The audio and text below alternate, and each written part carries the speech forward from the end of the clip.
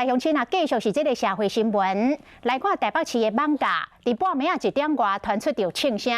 一个姓李的男子啉酒开车，伫个网架的贵阳西昌街口拄着警察临检，唔但无爱配合，搁催速度来逃走，而且马库来冲撞着警察。警方是连开12枪来反击，双方怎开始落？ 警察来约查啦，一路是约3公里远。这个嫌犯是为网架走到三重埔，互警察来逮捕。酒测达高达0.5，还有一个警员正骹的骹肚来受伤。 员警伫半暝巡逻，黑色轿车煞偏来偏去，想要调查对方煞加速逃走，甚至弄员警。 看到当人轰浪，员警开枪回击，搁开12枪。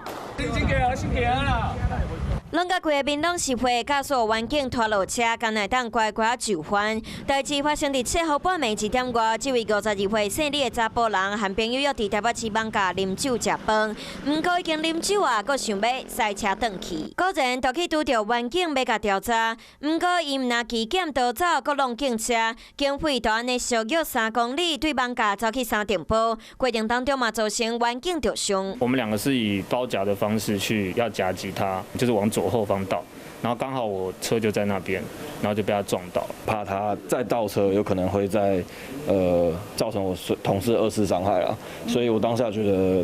开枪喝令他。 正卡搁包纱布，加在伤势无真严重，两个人互相配合，而且也是伫敌群当中头一摆开枪，就成功甲嫌犯抓起来。经过酒测，查甫人酒测达高达0.5毫克。伊平常时是担任邮差工，有毒品、窃盗等等的前科，即摆是头一摆酒驾互抓，嘛用依照妨害公务、搁有公共危险罪上班。